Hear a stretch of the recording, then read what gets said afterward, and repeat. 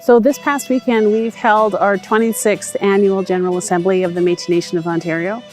And we held it in the community of Sault Ste. Marie, which, as people should know, is the home of that watershed Métis rights case in Canada, the Pali decision.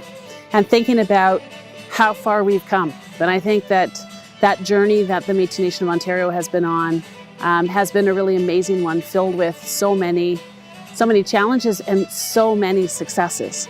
As a nation, we have to stand together. And because we signed the framework in June with Ontario and with Alberta, we want to stand with them and be with them and support them in everything they do. And just by coming here, we are learning from them also. So we all learn from each other. We're all here for our Métis citizens. So we just wanted to support them and be here for them. The way everyone welcomes people from other provinces, and they were very welcoming of us and brought us as basically part of their family. So that was one thing that we took away from it. Sault Ste. Marie has so much history, and I think even just walking around, talking to people, and people here are so friendly and so knowledgeable about their history and wanting to talk about their history. And as far as your assembly, it's been great. The opening was just awesome to hear all the speakers. And I think for me today, I reflect back and I say, Ontario's going into an assembly because that's the way our people are. And that is true democracy. It's true democracy in working. But I really do enjoy hearing people's different opinions on all kinds of different subjects. So I enjoy the meeting itself, but certainly from the historic point of it, Sault Ste. Marie is an awesome place to visit. I brought my granddaughter with me this year and she loved it. And my best takeaway was the amount of special resolutions that we had on the Saturday and how we got through them all in one day. And there wasn't really any big disruptions. Everybody handled themselves very well. And it was probably the best demonstration of a good democratic movement or group that I think I've ever seen. And it was just really great to be part of.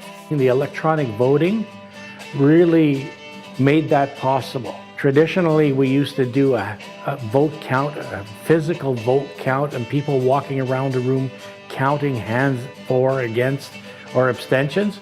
And we would never, ever have gotten through the resolutions the way we did this year. The work that gets done on the floor going forward, that's important to me. But it's being here and being with the people.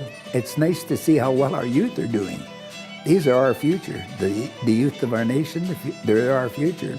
So the history of Métis youth standing up is a long tradition, and I think that's the same tradition we see today, where our young people are standing at the microphone and pushing for things that are important to our communities. They're volunteering, they're working on rebuilding culture, rebuilding identity, and getting out into the community as, you know, social workers and teachers and all those other things that really help to heal some of those past traumas, I think is really important.